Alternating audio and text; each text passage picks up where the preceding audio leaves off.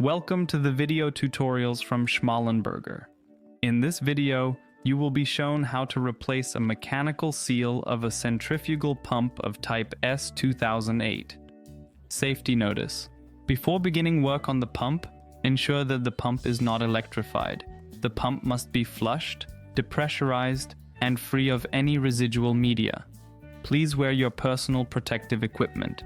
Before you start disassembling, make sure all the necessary tools are within reach. Find a clean and safe workspace.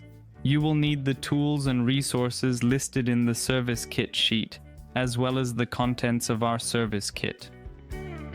When disassembling the pump, pay attention to the alignment of the parts so that when reassembling, the motor's terminal box is on the correct side. If possible, mark the parts accordingly.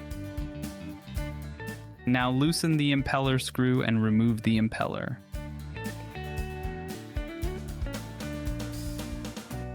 Open the tension ring with an appropriate tool and pull it out. Now pull out the mechanical seal with mounting levers. Please ensure that the shaft is not scratched, as this could lead to leaks. Now the housing can be dismantled.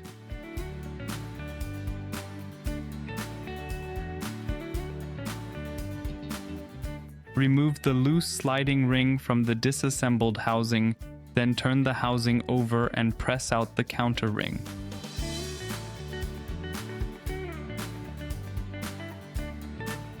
Now push the ring clamping elements out of the impeller and remove them from the shaft. When removing the flat gasket, also remove any residues from the cover and housing. Finally, before completing disassembly, check the shaft for signs of wear or other damage.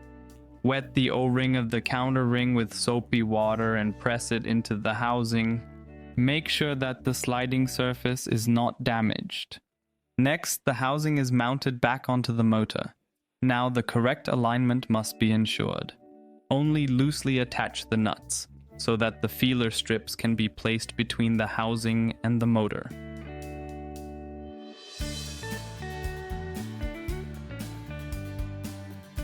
Now place the insertion sleeve onto the shaft. Wet the O-ring of the sliding ring with soapy water and place it on the insertion sleeve. Insert the disc and carefully press everything together onto the counter ring.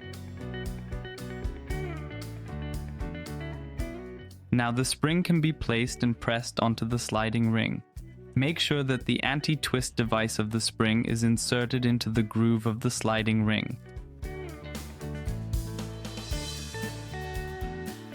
First, place the ring clamping elements, then the spacer sleeve on the end of the shaft. Then place the impeller on and press it down with slight twisting motions until it lightly grazes the guide wheel. Apply thread lock to the hexagon screw and tighten the screw with a washer to the specified torque. Now the feeler strips can be pulled out, then tighten the housing nuts. After assembly, check if the movement of the wheel is free. It must not rub against the housing. Apply grease to the surface of the flat gasket. Place the flat gasket and apply grease again on the upper side. Then put the cover on and tighten the screws in a crisscross pattern so that it does not get stuck on the guide wheel. Finally, check the pump for free movement.